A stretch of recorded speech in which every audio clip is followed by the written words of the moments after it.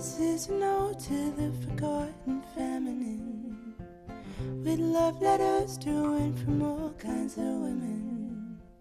Here for the daughters carrying the world upon their spine, where for the silence of our grandmothers we rise. Here to remember our power and shed our doubt. Forget the bullshit the patriarchy's on about. This is an ode to the forgotten feminine, with love letters to and from all kinds of women.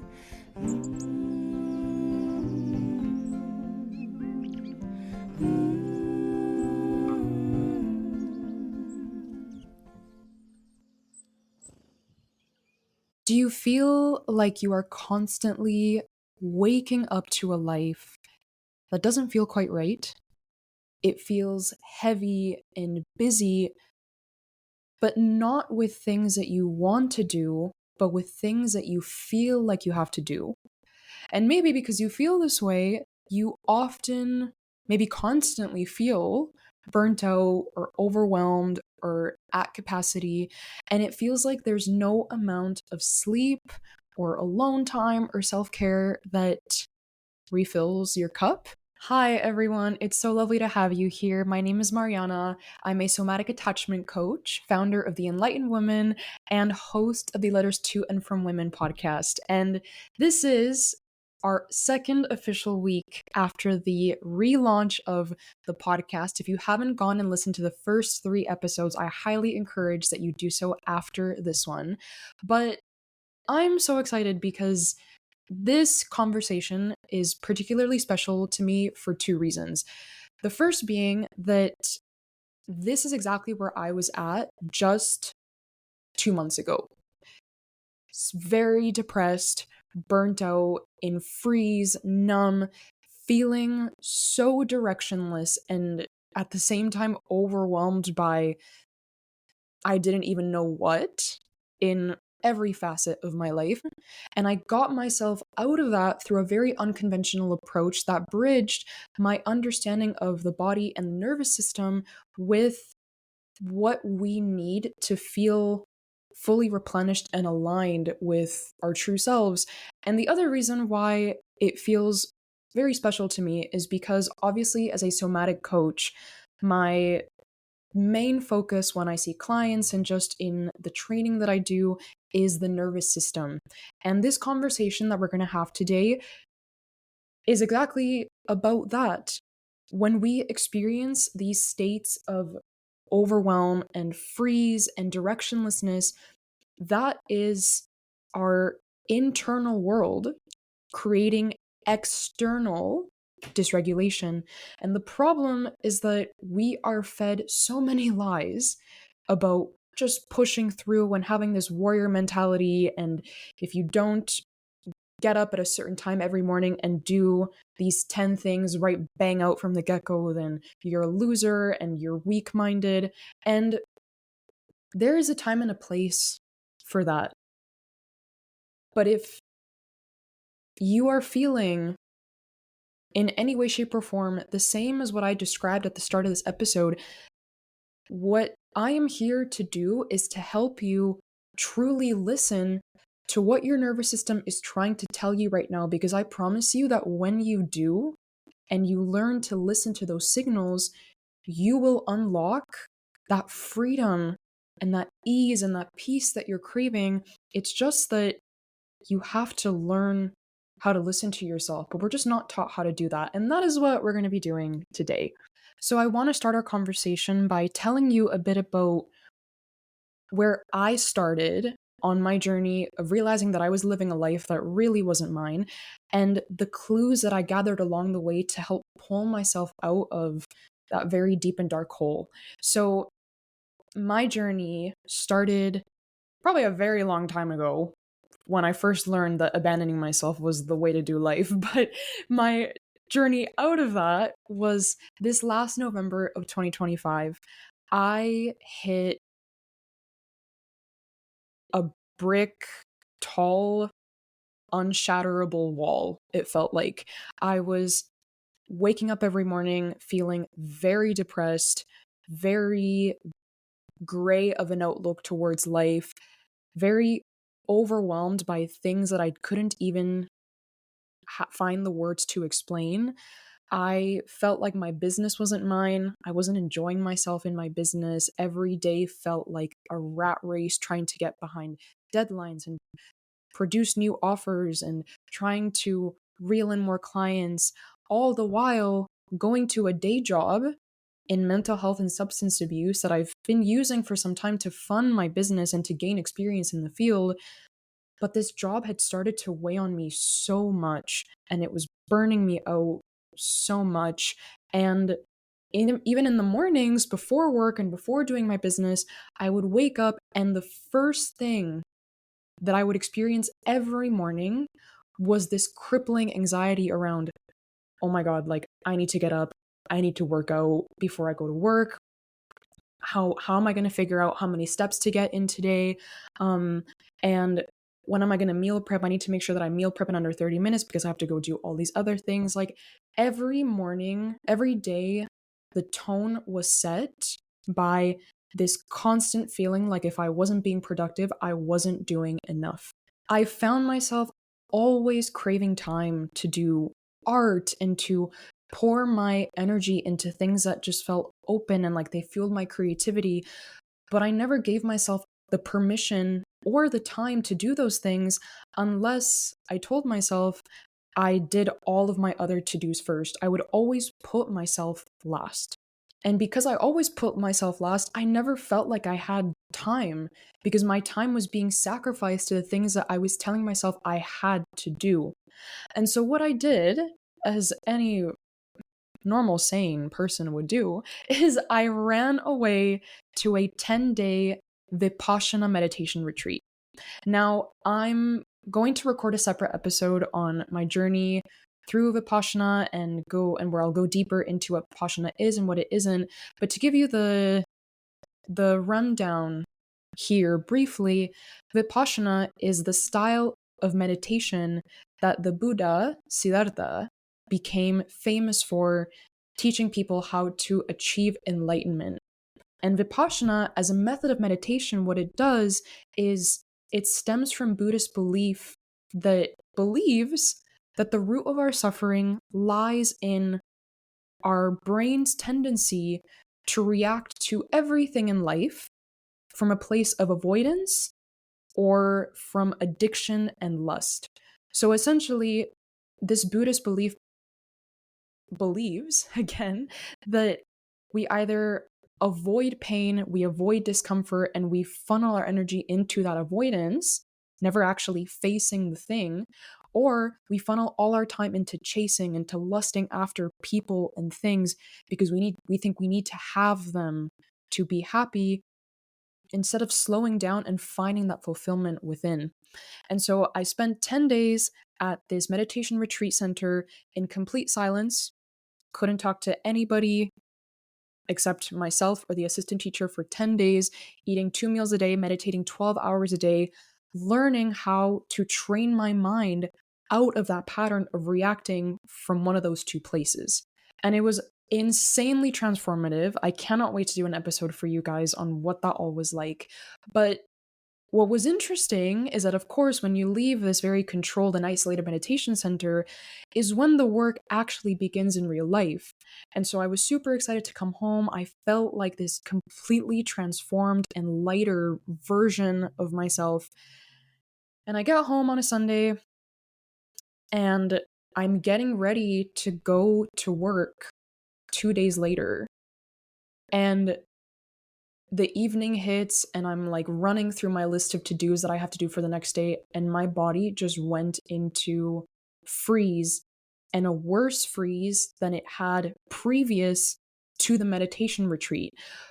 Because what I realized is that as soon as all those thoughts about I have to go to the gym and I have to go to work and then I have to come home and work on my business for X amount of hours and then I have to dedicate time to this friend and this other friend and then do chores and blah, blah, blah, blah, blah, the way that I was approaching life was entirely from a place of bullying myself to avoid the guilt of not feeling enough.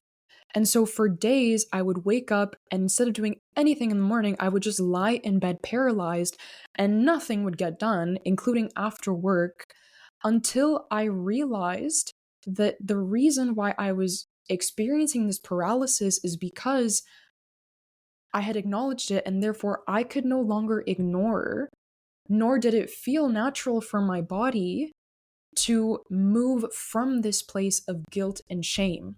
And so the question became not, how do I make the time in my day to do all these things, but rather, what do I actually want to do and from what place within? Now, that was mid January, and now it is the end of March. It's the last day of March as you're listening to this episode. And I can tell you that life looks and feels so much more peaceful, easeful, and stress free.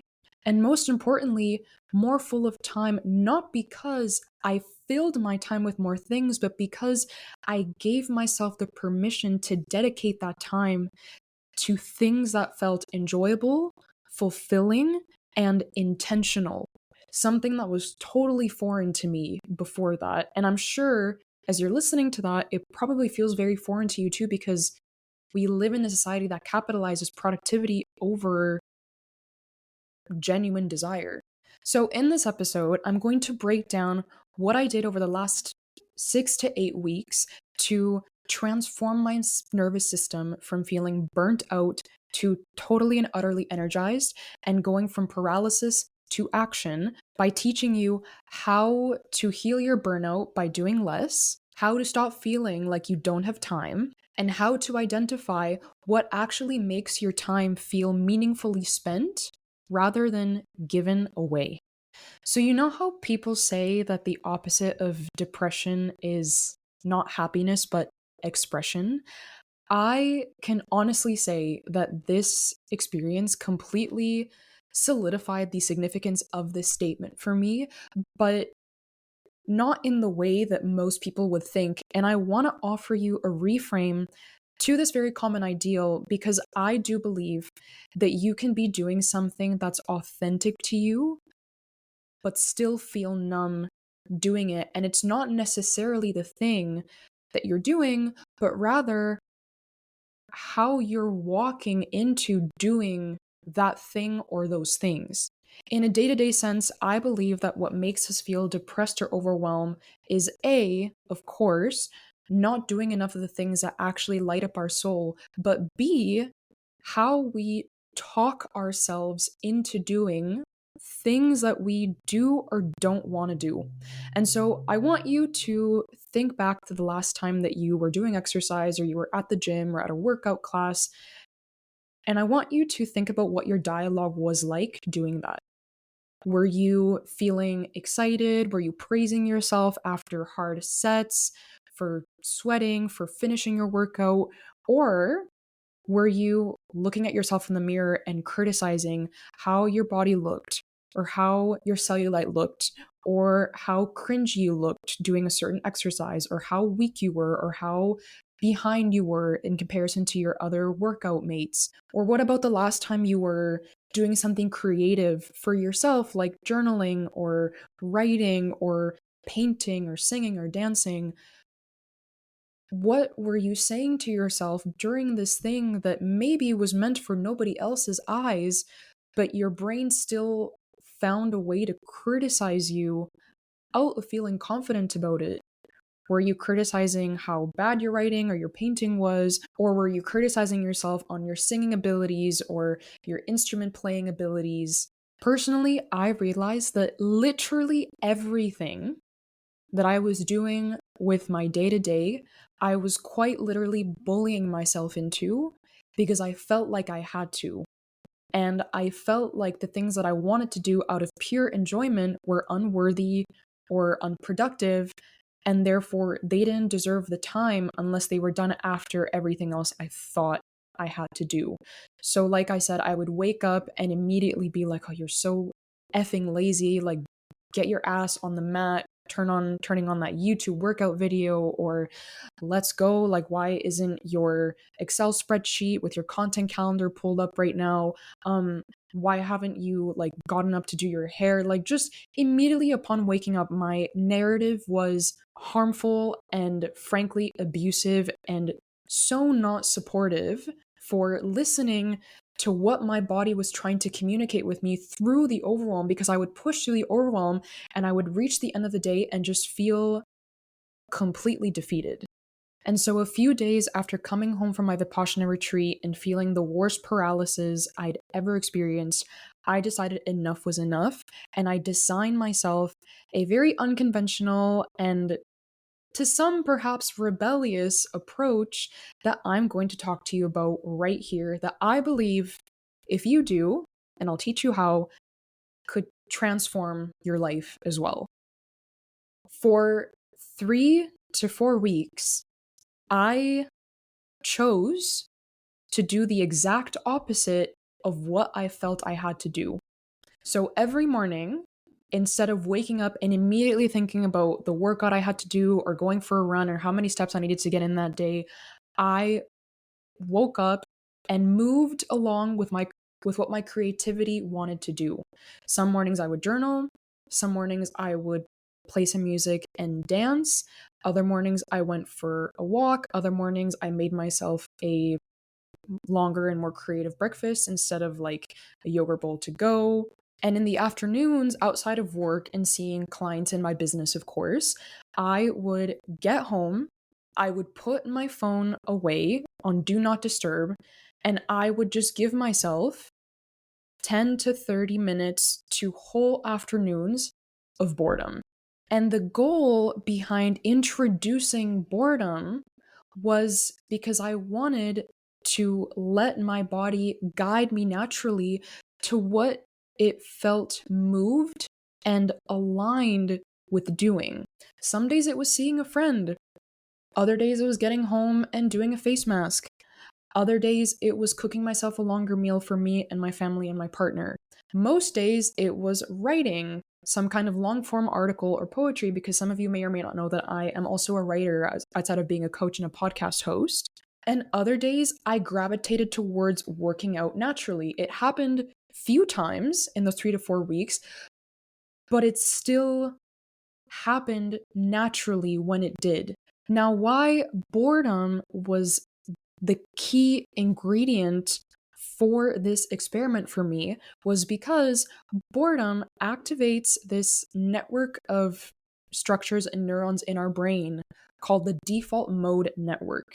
And this is a system in the human brain that turns on when there's boredom and directs attention to inward activities like self-reflection, creativity, thinking about the past, etc. And I find this so incredibly interesting because it shows that evolutionarily, we are meant to go inward to find what drives our curiosity and our fulfillment before taking that outwards. It's fascinating and it's so beautiful when you think about it that way.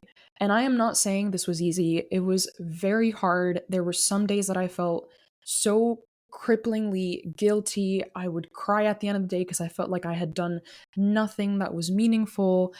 And it made me realize so much about my conception of what productivity was and what enough meant to me and what I had been forcing myself to do for so long out of shame, rather than because it actually felt like something that was supportive to me. And it was so unbelievably worth it, because here's what happened at the end of those 4 weeks.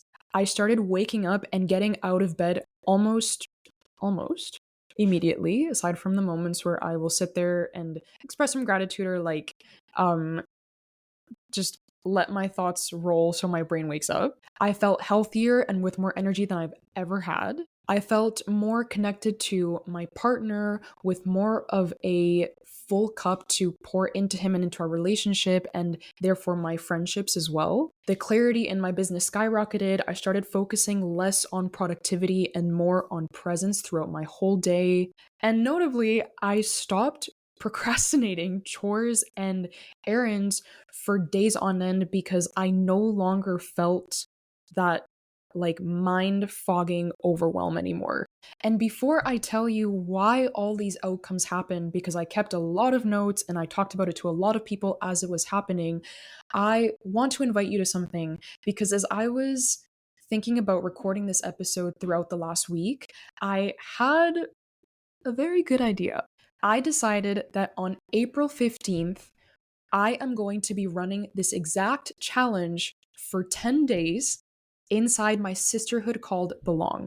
It's going to be 10 days of healing your nervous system out of burnout paralysis and into energized inspiration by dropping into the body to discover what activities light up your heart. You're going to learn how to identify if you're doing things out of guilt or desire, and how to rebuild your relationship to productivity to actually fill your time with things that fill up your soul. We're going to do multiple somatic healing sessions to eradicate that burnout and that stressful energy from your nervous system. We're going to do daily check ins on our feed where you'll be given the space to post pictures of your process and any insights that have come through for you.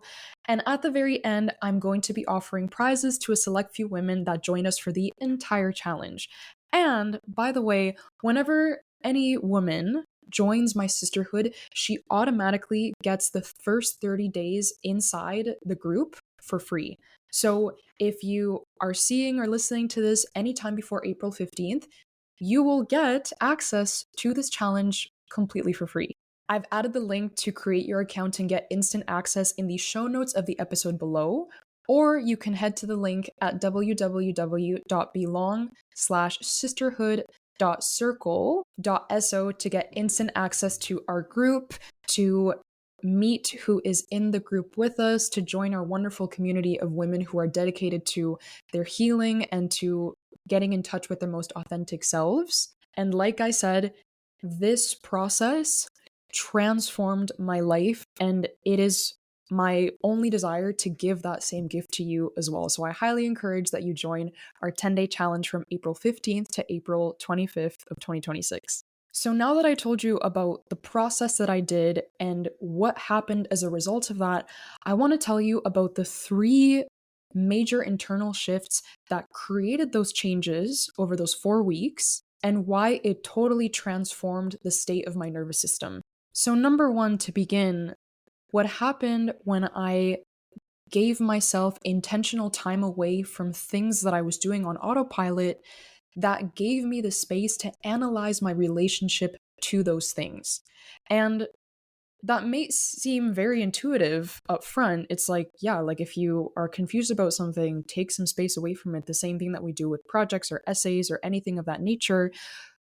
But I think it's very easy to get caught in that rat race because we're more often fed the idea that when it comes to things like exercise or your routine or work, things that are considered productive, you should push your way through overwhelm and do those things because otherwise it reflects something negative about you.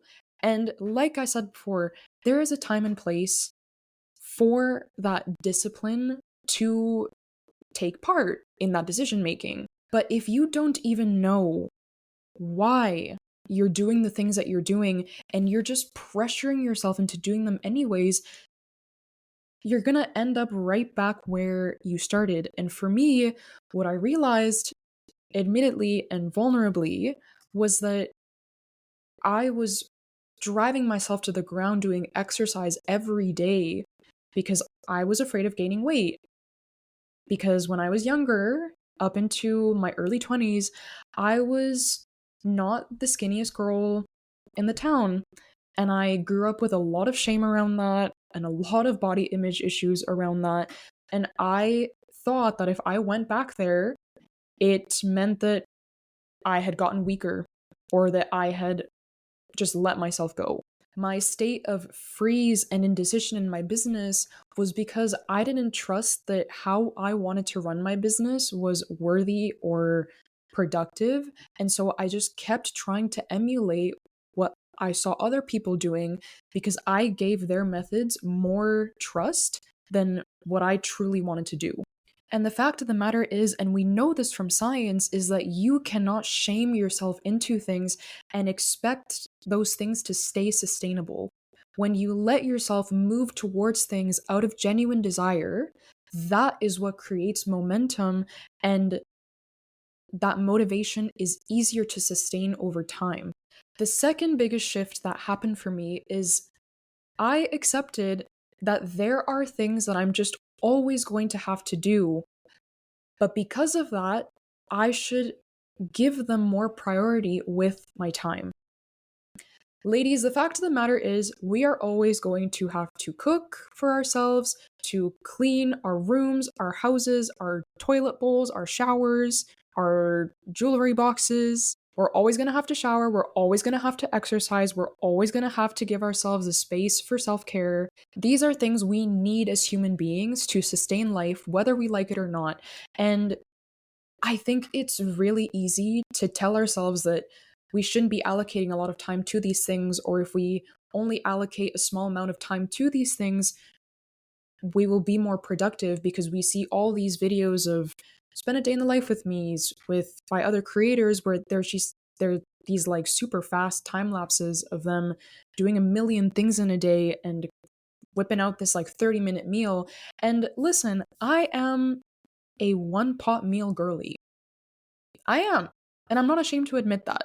But I also realized that I don't want to always be a one pot meal girly all the time, because when I start putting, when I start productivizing, I don't even know if that's a word, but when I start to try to make everything productive, that is when it starts to feel like a chore. I need you to take this as your permission slip to stop trying to make your day more productive and instead focus on trying to make your day feel more present. When you slow down and reduce the expectations that you have of yourself on a day to day basis, and instead focus on funneling more energy and creativity and presence into the things that you have to do, you will automatically feel more energized. Because now life becomes about living slowly and fully embodied and honestly sensually. And it's very tantric because when you're doing the things that you do out of a place of presence, you're automatically doing them from a place of love, which generates inner peace and alignment by default. The things you need to do will always feel heavier when all you do is fill all your time with things you feel you need to do. And so, my challenge to you is stop trying to make every meal a one pot meal. Stop trying to just do a quick 20-minute workout here and there. Stop trying to listen to a podcast or an audiobook while you do your hair or brush your teeth or walk on the treadmill. Start focusing on noticing how you feel in those things, pouring more time into the meals you choose and the work that it takes to go out and get the ingredients for them and prepare them, and start letting yourself spend more time in the gym to maybe do your workout and then stretch and then maybe go get a coffee afterwards, because you're always going to have to do these things. It just so happens that we have to work because we live in a very expensive society, right? And for a lot of us, our work fulfills our purpose, but you were not put here to be a machine. And when you start funneling your energy into creating more embodied presence in your day, that is what makes you feel like you've got your time back. And the third, and arguably most important shift that happened for me over these 4 weeks is that by giving my time to what felt good, it opened my eyes to what felt right and sustainable. Now, this applies to me more in the context of my relationship to my business, but this will also definitely apply to you if you are in a job that you are sick of and don't love anymore. Maybe you're trying to leave that job, or maybe you're trying to find a new hobby or routine to build into your day. What I mean when I say I gave my time to what felt good, I mean that I allowed myself to observe what my body moved towards naturally, with ease, and with fullness of desire from within. And like I said, for me, most days that I woke up in the morning or I got home from my day job, that thing that felt natural was writing. I'd whip out my journal and write some poetry, or I'd open my Substack and write an article that I would then publish to my Letters to and From Women community. But whether or not the world saw that piece of writing, funneling my energy into writing started giving me more life and energy, because now I was pouring my time into something that I always wanted to do, but just was never really giving myself the time or space to do more of. And the moment I did that, I automatically had more energy, more motivation, more inspiration in my day, and it made it easier for me to realize what things in my day or in my routine also gave me that same feeling versus what things really didn't. So in my business, for example, I do like making Instagram posts. I do like making videos, but oh my goodness, like with an algorithm that prioritizes what's trending versus what's authentic and true art, I just got so sick of social media. And what I realized is that the way that I really wanted to communicate my ideas to people and how I wanted to create change in people's lives was through my writing and through my voice, which is how the podcast came to be, right? And also, when I gave myself this space in the morning to have the first thing I did be a creative endeavor, I was way better at moving on to the to-dos that I had to do, like exercise or running emails, without feeling like I was sacrificing my time towards those things, because that feeling of sacrifice is what led to procrastination, to paralysis, and to just not getting anything done, period.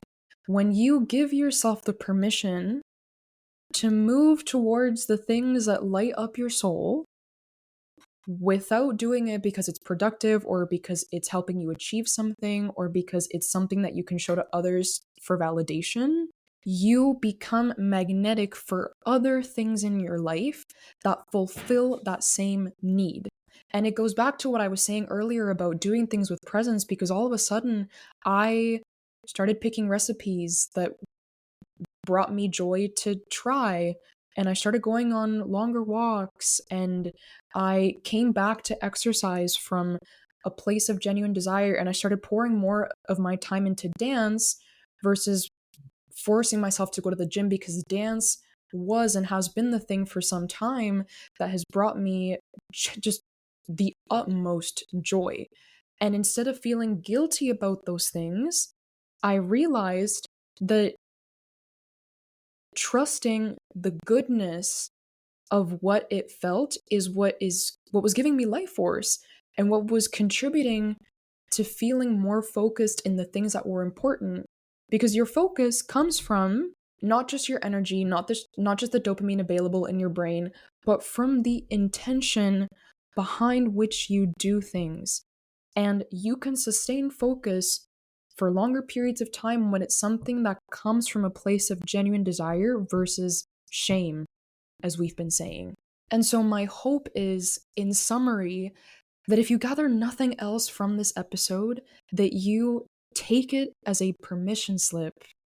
Girl, because life is too damn short to bully yourself into losing weight, into looking good, into fulfilling somebody else's agenda, into achieving things that are more important to somebody else's ego over your own, and for giving your precious time and energy to things that only deplete you versus make you feel like more of a full, whole, and embodied version of yourself. So, in summary, you have permission to move away from things that you're unsure about and come back to them with a full body yes once you're clear on the intention that's driving those endeavors. When you focus on being more present over productive in your day, you will feel 10 times more energized. And lastly, when you move towards what naturally feels good, it clarifies what you can devote yourself to with little to no friction in the long term. Life is about feeling good and feeling into the things that you do rather than rationalizing why you should or shouldn't do them based on somebody else's expectations of you. Thank you so much for being here. I love you all so much for spending this time with me. I hope that this was not only an invitation and a permission slip and a hug to your nervous system, but also the aha moment that you needed to realize how to take your life back and make it your own. Like I said, on April 15th, I will be starting that 10-day challenge inside my sisterhood called Belong. You can head to the link in the show notes below to grab your spot. We've got quite a few, so it should be no worries there. And at the same time, you get to join a beautiful community of women dedicated to their healing. If you want to stay connected to the podcast on social media, you can find us on Instagram at Letters to and From Women Podcast. Make sure to like and subscribe to this episode and to the show on Apple, Spotify, or YouTube if you're watching or listening. Send it to a friend or somebody who would find this episode equally as transformative and life-changing. And I will see you in the next episode. Thank you so much and have a wonderful day.